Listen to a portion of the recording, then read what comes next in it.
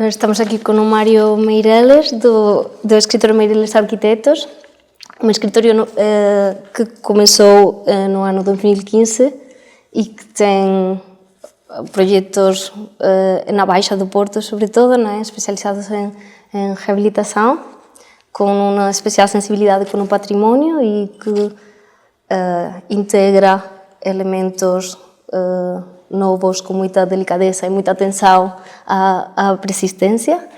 E, por favor, Mario, conta-nos un pouco da historia do escritorio, como é que comezou.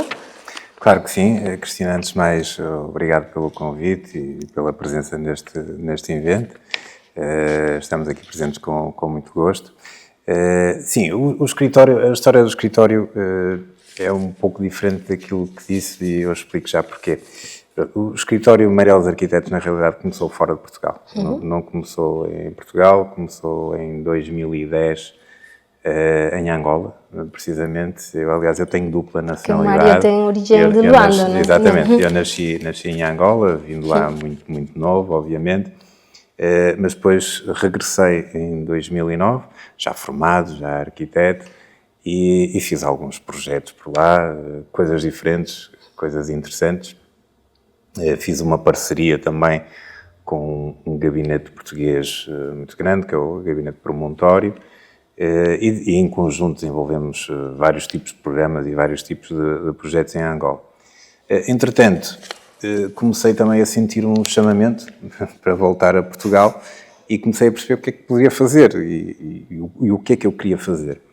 E na altura, 2012, 2013, começou a aparecer, portanto, uma necessidade e uma vontade e a oportunidade de reabilitar a Baixa do Porto, que era algo que me deixava sempre muito triste, porque eu sempre conheci muito bem a Baixa do Porto e achava que estava efetivamente bastante degradado e que era preciso fazer algo. Então eu próprio comecei a tomar a iniciativa de... Andava entre Angola e Portugal, uma semana em Angola, uma semana em Portugal, uma semana em Angola, uma semana em Portugal, sempre em viagens para lá e para cá. E comecei aos poucos a trazer o gabinete para cá e começamos a fazer reabilitação urbana e é algo que me dá imenso prazer, é algo que eu gosto muito de fazer, porque primeiro era um programa totalmente diferente daquilo que eu estava a fazer em Angola, embora também gostasse muito do que estava a fazer lá, mas eram projetos de grande dimensão e por vezes nós perdíamos aquele cuidado no detalhe que eu tanto gosto. E efetivamente a Cristina disse muito bem. Eu acho que uma das grandes premissas do nosso gabinete é exatamente isso. Nós gostamos de dedicar imenso tempo ao detalhe, porque achamos que no fim é isso que faz a grande diferença. Respeitamos muito o património também, isso também é verdade. E ao mesmo tempo gostamos de... Isto me parece uma antítese, mas é verdade. Nós dentro da reabilitação gostamos também de, por vezes, colocar coisas minimais, ou seja, ter uma abordagem minimal. E como é que nós fazemos isso? Em especial na Baixa do Porto, e o edifício típico do Porto passou por vários arquitetos, uns conhecidos, outros anónimos, mas muitos deles com muito talento, e os edifícios estão bem construídos, os edifícios estão equilibrados, o desenho funciona, o desenho está lá. Portanto, e nós geralmente por fora, portanto, na fachada do edifício, digamos assim, no volume total do edifício, a nossa intervenção é muito pouca. É uma reabilitação, uma lavagem, digamos assim, recuperar alguns elementos que estejam deteriorados e que seja possível recuperar. E depois, no interior do edifício, sim, tentamos colocar, enfim, a nossa marca, a nossa intervenção, até porque geralmente o próprio programa muda também a função, portanto muitos dos edifícios eram casas de uma pessoa só, que eram os senhores, em que tinham as lojas no rechão e depois viviam nos pisos acima, portanto, e hoje em dia eles são transformados em vários apartamentos, digamos assim, portanto, e a própria função leva a que nós tenhamos atualizar que... o programa, para que exatamente, de facto atualizar o programa e é aí que nós aproveitamos, para colocar a nossa intervenção e por vezes despimos os edifícios por dentro, gostamos de mostrar as estruturas, como é que eles foram feitos, e isso dá-nos efetivamente uma beleza que nós também procuramos sempre, e na arquitetura hoje em dia cada vez mais procura-se o elemento beleza, não é? Tem que ser tudo funcional, obviamente. Primeiro é a função, mas a beleza tem que lá estar. E é isso que nós também procuramos e depois tentamos trazer luz para dentro dos edifícios, que isso também marca muito. E estes edifícios geralmente eram um pouco mais fechados. Portanto, na altura, enfim, não se trazia muita luz para dentro dos edifícios e nós tentamos de formas naturais e tradicionais, com as famosas claraboias da cidade do Porto e da Baixa do Porto, trazer o máximo de luz natural para dentro dos edifícios. Pronto, e no fundo é isso que nós temos feito. E posso contar aqui uma história de um colega arquiteto, o qual eu não vou referir o nome. Um dia íamos os dois a passear na rua e passamos em frente de um edifício que eu reabilitei, e ele disse-me assim: pá, mas tu não fizeste nada no edifício? Eu disse: pá, perfeito, resultou aquilo que eu queria. Mas de facto Pronto. é muito importante, porque houve uns anos um património que parecia que era muito relevante, que notasse, que ficasse muito evidenciada o que era novo e o que era património, e tomavam-se decisões às vezes até controvertidas, não? Como utilizar materiais muito alheios à construção existente, e acho muito inteligente e muito interessante essa postura de intervir e de maneira que pareça que as coisas já estavam lá, que pertenciam ao prédio, e que dê essa sensação de que tudo está equilibrado e que as coisas, Exatamente, e até pelo respeito pelo autor anterior. Sim, pela metodologia de trabalho, pelos artesanos que puseram lá cuidado, e parece que num momento da história da arquitetura também perdeu-se esse cuidado com o pormenor e essa profissão do canteiro, do carpinteiro, e com este tipo de intervenção que o seu escritório faz, pôs em valor também o trabalho de todos os atores que estão à volta de um projeto de arquitetura, que são muitos. É exatamente isso, a Cristina definiu muito bem. Todos os atores são importantes e todos têm que ser trazidos ao de cima. Portanto, e é isso que nós tentamos fazer. Portanto, obviamente, isto é sempre um trabalho de conjunto de muita gente. Uns aparecem à frente das câmaras, outros não. Mas, efetivamente, é um trabalho conjunto e nada é possível sem uma grande equipa. Muito bem. Além do vosso projeto, o Prédio do Infante, que recebeu muitos prémios e que foi muito publicado, não sei que outros projetos gostarias de destacar? Tivemos mais, além do Infante, tivemos o Portas São João, que também teve vários prémios internacionais. Aliás, curiosamente, nós só temos prémios internacionais, não temos prémios nacionais. Temos um misto, que é um prémio, os prémios lusófonos da arquitetura, portanto, que inclui, obviamente, os países de língua portuguesa. Mas todos os outros prémios são internacionais. Nunca tivemos nenhum prémio nacional. Mas, na verdade, nós também não temos uma forma de estar na arquitetura de procurar prémios. É ao contrário. Portanto, os prémios, todos nós gostamos de receber prémios, obviamente, mas nós não vamos atrás dos prémios. Os prémios acontecem e, aliás, eu acho que quando se trabalha para prémios está-se a trabalhar ao contrário, não é? Portanto, eu acho que se deve trabalhar da forma que se gosta e da forma que se acredita e da forma que achamos que poderemos colocar mais valias, e depois os prémios com certeza que irão aparecer, mas também não são importantes. Eu acho que o importante é nós sentirmos realizados, e o maior prémio, obviamente, é ter os clientes satisfeitos e muitos anos depois ainda virem dizer: ainda estou muito feliz com o prédio que vocês fizeram. E é isso que nós procuramos. Obviamente, dos vários projetos nós fomos tendo sempre algumas referências e alguns prémios, não foi só o Infante, os outros também. Com que arquiteto ou interiorista, clássico, pode ser atual, Mário, gostaria de tomar um café? Está bem. Se conseguirmos abrir o leque e se conseguirmos incluir aí os clássicos, mesmo os que já não estão vivos, sem dúvida alguma, Corbusier.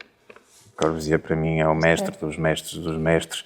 Tenho muito respeito por muitos outros, mas para mim, Corbusier, e adoraria tomar um café com ele.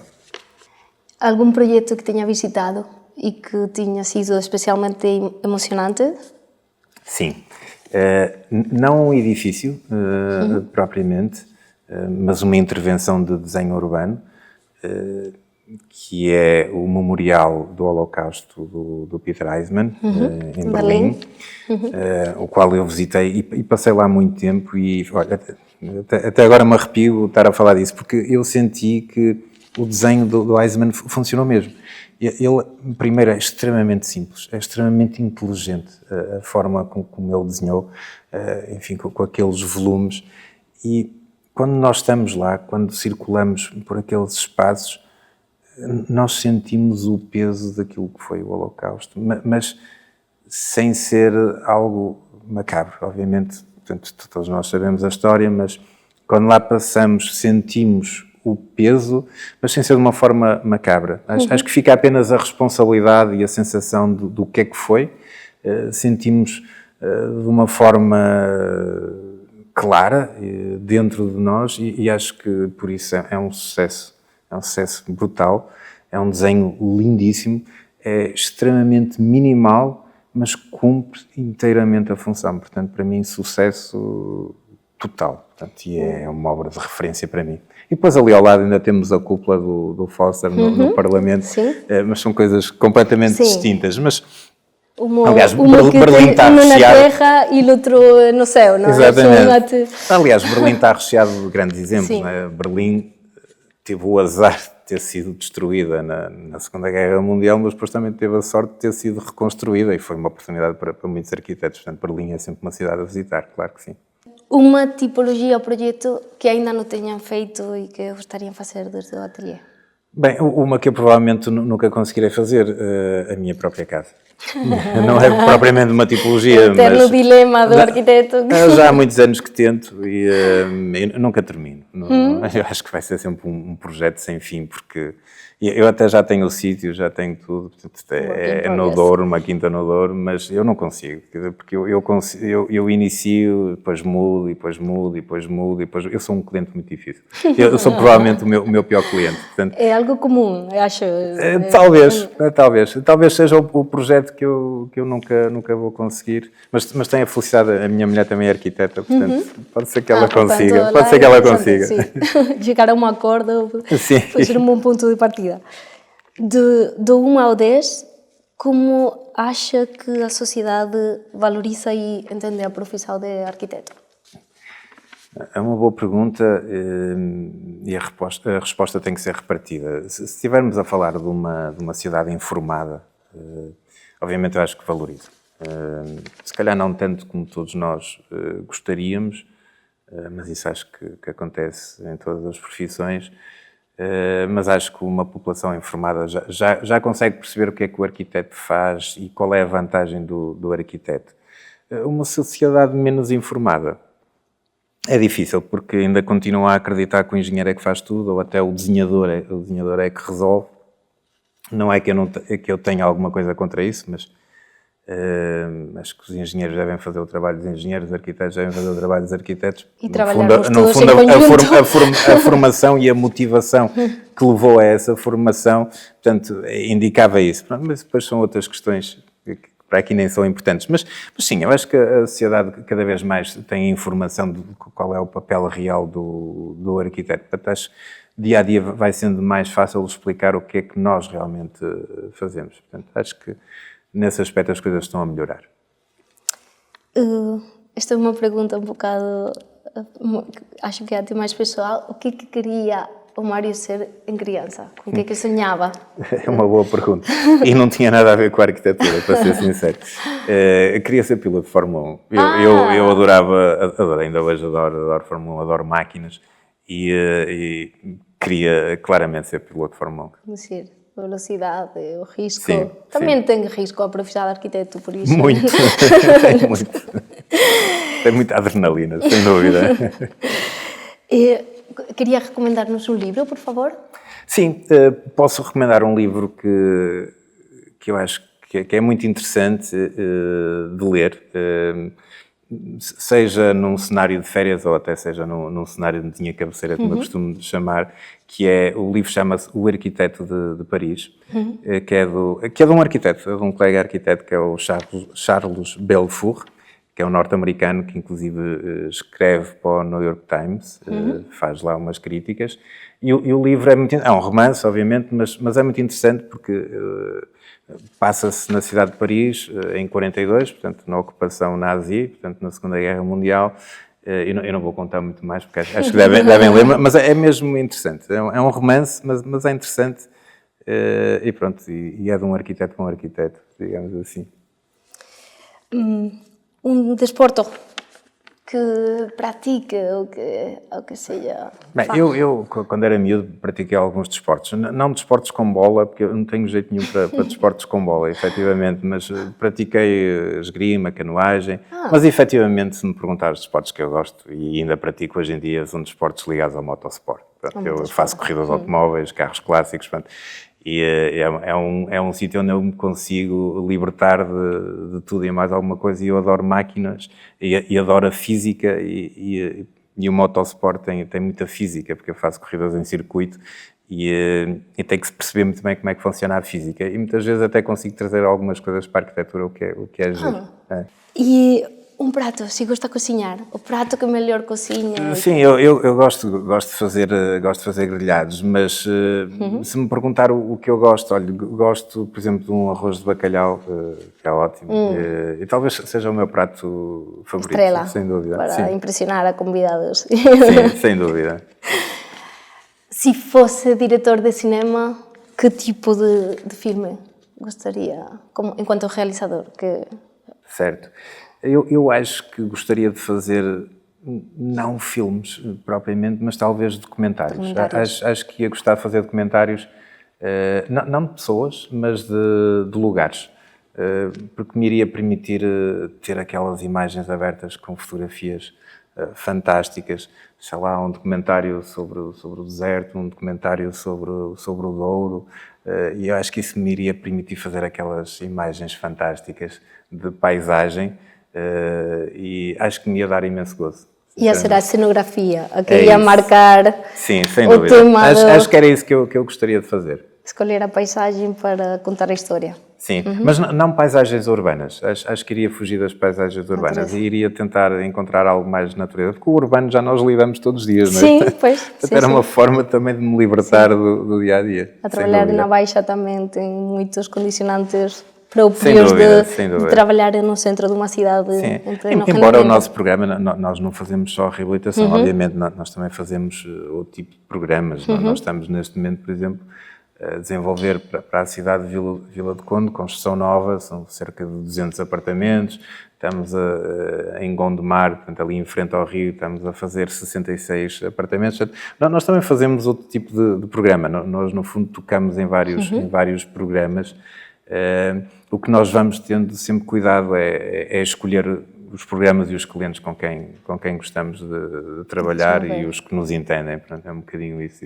Eu diria que nós damos um bocado a esse luxo, mas também somos um gabinete pequeno, portanto, e permite-nos fazer essa primeira filtragem e irmos para onde queremos. Sim, também assim. Um projeto sempre traz muitas situações de discussão e de chegar a um acordo, e é sempre muito mais...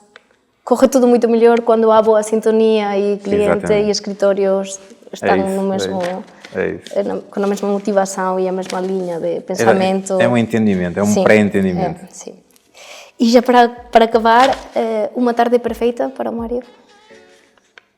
Uma tarde perfeita para mim, bem, poderia ser imensas coisas, mas uma que me lembro assim de repente, subir o Rio Douro de barco, fantástico. Pode ser numa pequena lancha, não tem problema, com alguma privacidade, com alguma calma e com um vinho do Porto, porque não? Sim. Acho que sim, acho que é uma excelente tarde, e depois quem quiser pode ler um livro pelo caminho, pode tirar umas fotografias, pode apreciar a natureza, apreciar aqueles socalcos, é lindíssimo. Eu adoro o Douro e eu passo muito tempo no Douro e preenche imenso. Aliás, eu consigo recuperar muita energia no Douro, por incrível que pareça, eu consigo recuperar muita energia, porque quando se chega ao Douro o tempo passa muito mais devagar.